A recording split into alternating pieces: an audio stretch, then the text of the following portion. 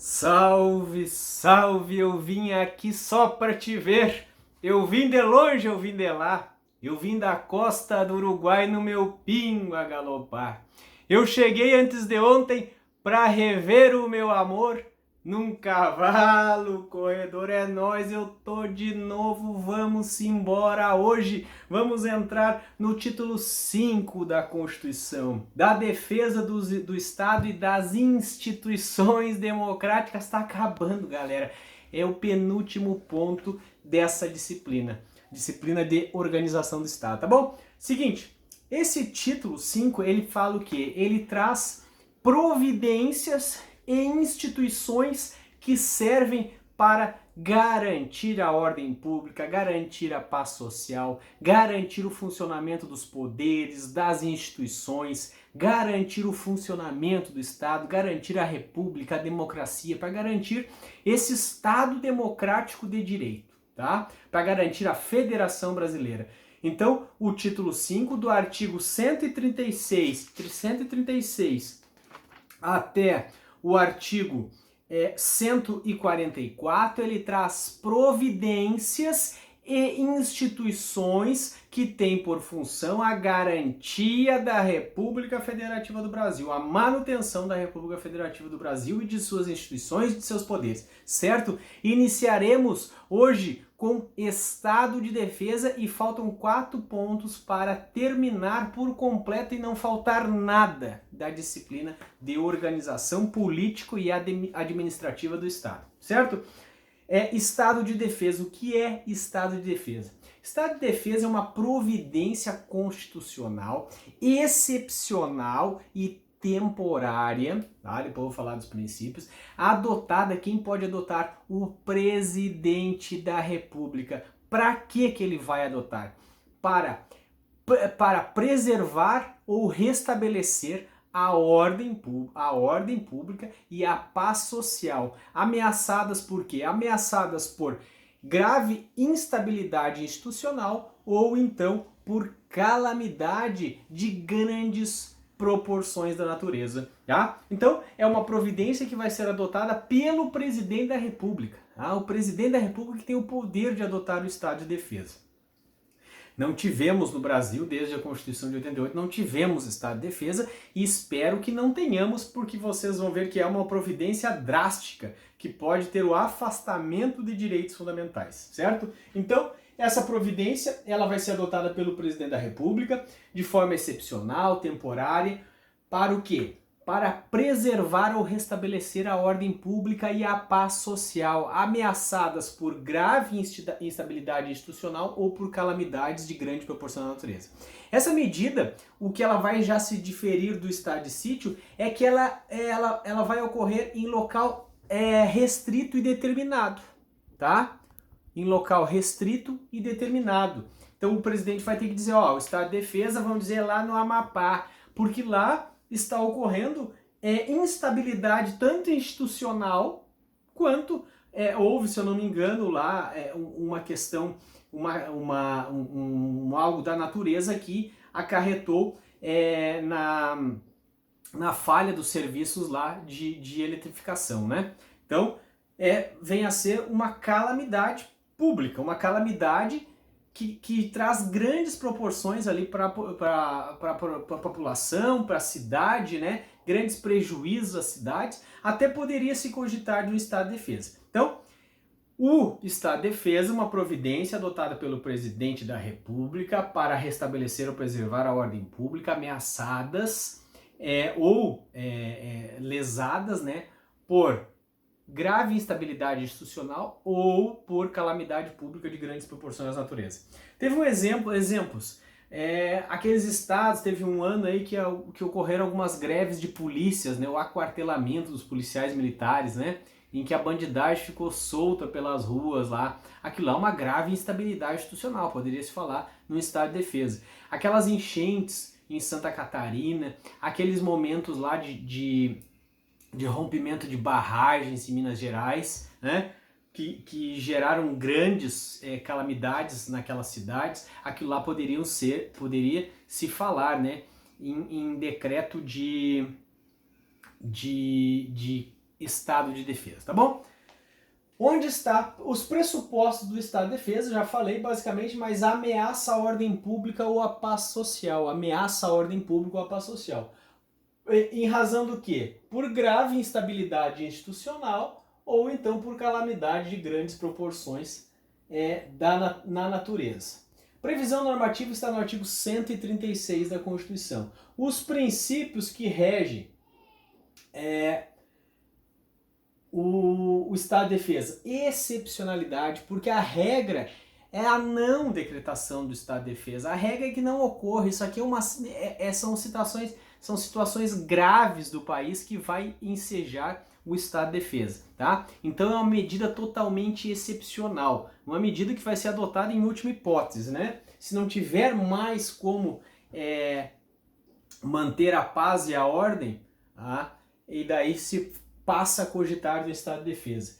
Temporariedade, nós vamos ver que é uma medida temporária, né? O presidente vai ter que ter um prazo do estado de defesa, não vai ficar com um prazo em aberto, não, tem um prazo pré-determinado. E ainda é uma medida, precisa de proporcionalidade. As medidas que forem adotadas dentro do estado de defesa têm que ser aquelas medidas necessárias ao restabelecimento da ordem e à paz social. Olha só mais um pontinho aqui, o 4, ó, alcance territorial, vamos botar assim, territorial.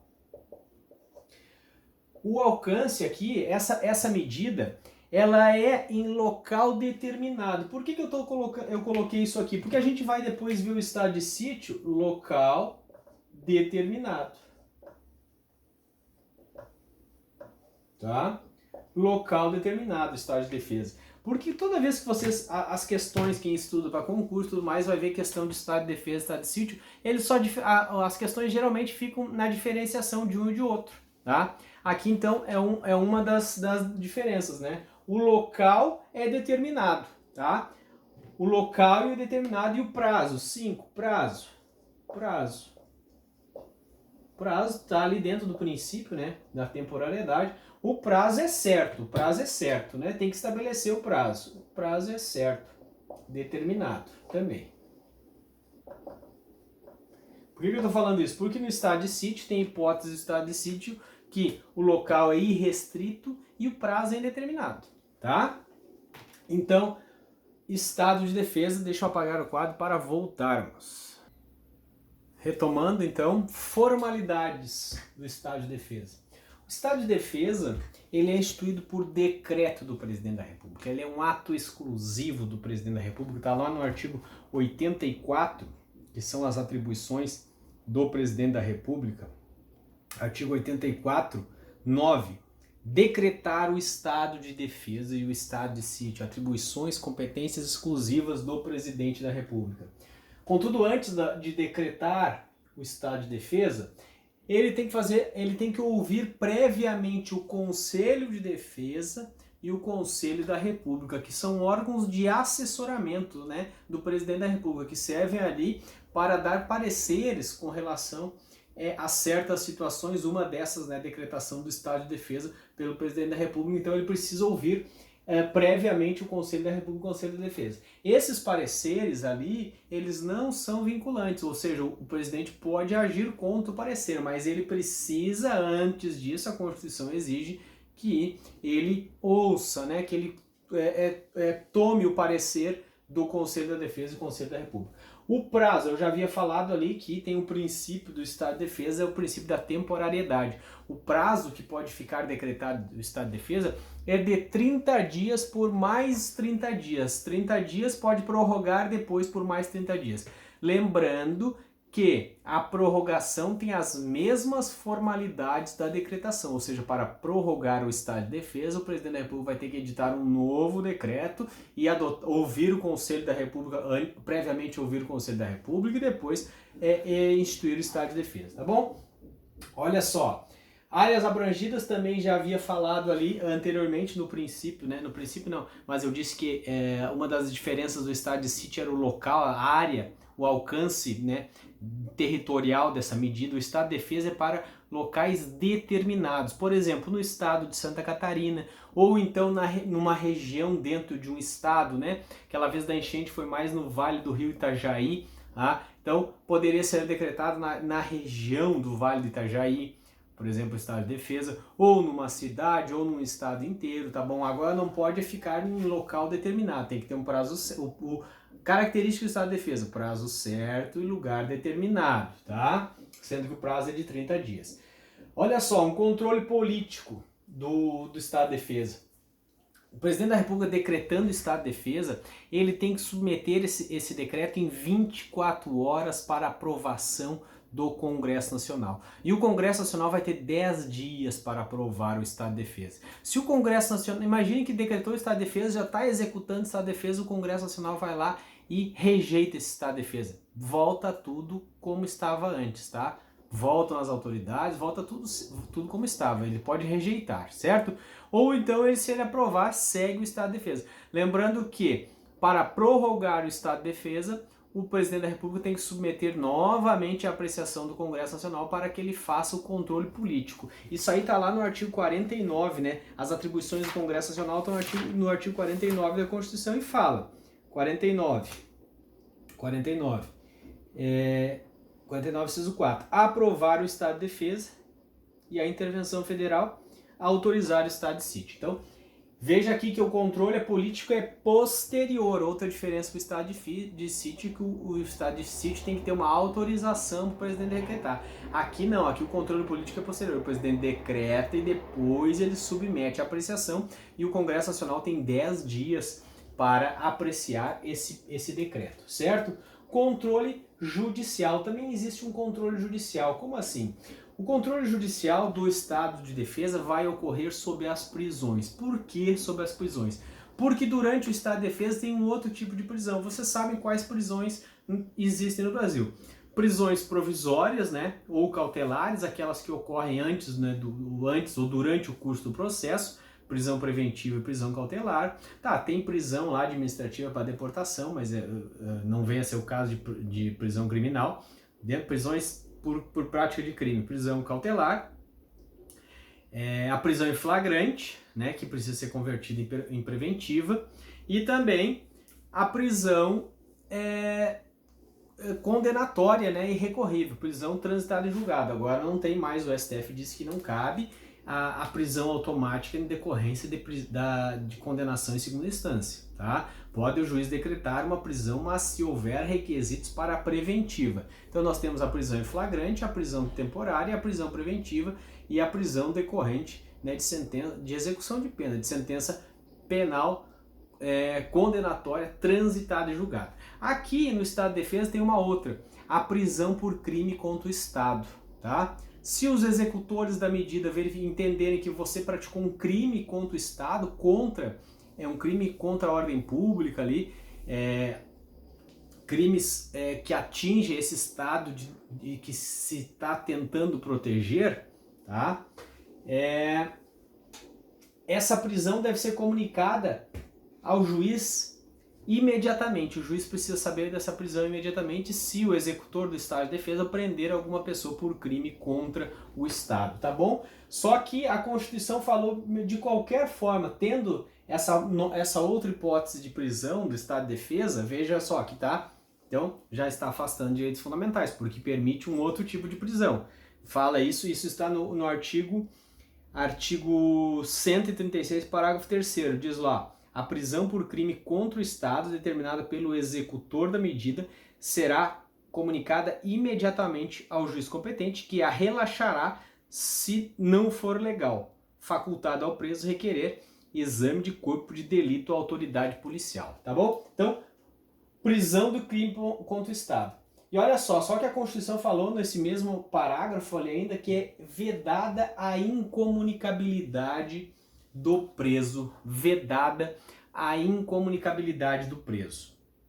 Então eu pergunto para você, não pode o preso ficar incomunicável, né? Não sabe onde está, cometeu o crime lá?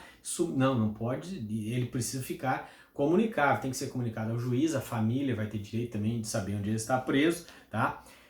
E daí eu já pergunto a vocês, o artigo 21 do Código de Processo Penal, ele fala da incomunicabilidade do preso, ele permite lá no Código de Processo Penal a incomunicabilidade do preso a ser decretado pela autoridade. Aquele artigo, ele é válido no nosso sistema, ele foi recepcionado pela Constituição, o artigo 21 do CPP, tá? Que ele é de 1948. Entendo que não, né? Que ele não foi recepcionado porque a Constituição ela não permite a incomunicabilidade nem em estado de defesa. Imagine num estado de normalidade. Se num estado de exceção, que é o estado de defesa, não é permitida a incomunicabilidade do preso, muito menos em um estado de normalidade. Tá bom? Beleza? Voltamos. Só faltou comunicar, avisar, né, que os crimes contra o Estado, que eu falei aqui, é a Lei 7170 de 1983, que define os crimes contra a segurança nacional, contra a ordem política e social, e os crimes, e ainda estabelece o processo e julgamento desses crimes. Então, os crimes contra o Estado, que faz menção ao artigo 136, parágrafo 3º, é o crime da Lei 7170 de 1983.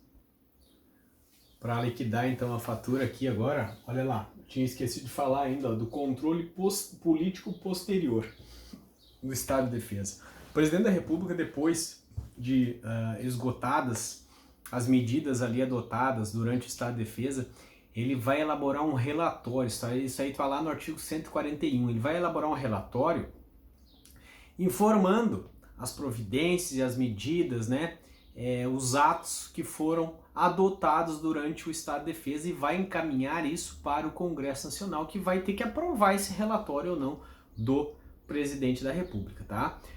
No caso em que verificar irregularidades e ilegalidades, as pessoas que as praticaram, né, vão responder, serão responsáveis, sendo que o que? Caberá à União, né, a responsabilidade, todo o ato praticado por agente público, ato ilícito praticado por agente público no exercício da função, quem responde é a pessoa jurídica a que ele estiver vinculado, tá? Só que depois cabe a ação regressiva dessa pessoa jurídica contra aquele agente que praticou o ato.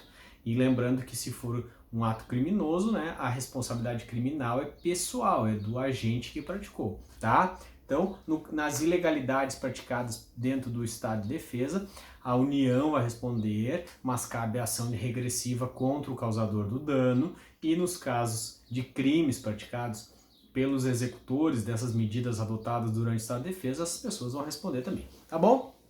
Olha só.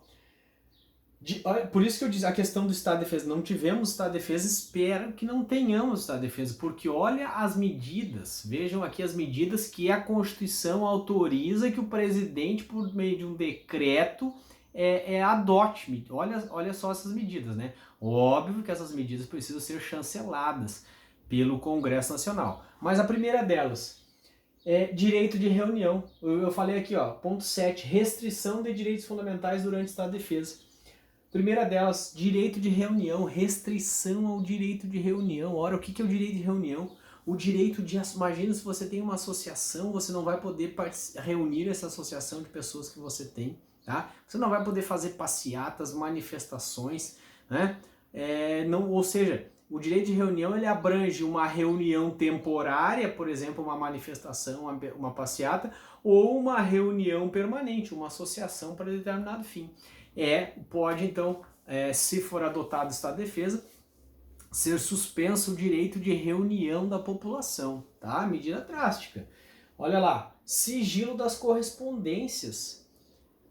Restrição do sigilo da correspondência. Nossa correspondência, a gente não manda mais carta, né, para ninguém. Como que a gente faz nossa correspondência? Hoje tem o e-mail, né? Tem o WhatsApp. O WhatsApp entra como comunicação, tá? Mas, enfim, a Constituição permitiu ali a restrição ao sigilo da correspondência. Então, a nossa correspondência vai deixar de ser sigilosa no Estado de Defesa. E mais aqui, ó, sigilo, restrição ao sigilo das comunicações. Ou seja, pode ser afastado o sigilo das comunicações. A Constituição falou em telegráfica e telefônica. Ninguém usa telégrafos mais, né? Então, seria hoje, você vai colocar ali como restrição a comunicação de dados, né? A troca, entra aqui e-mail, WhatsApp, todo e qualquer tipo de comunicação pode ficar suspensa durante o estado de defesa, tá? As redes sociais e tudo, acredito que se você for interpretar a Constituição com base no estado atual da tecnologia, antes em 88 falava-se em telégrafos e telefonia, hoje já se fala de diversas outras formas de comunicação, elas podem todas ser suspensas, tá bom?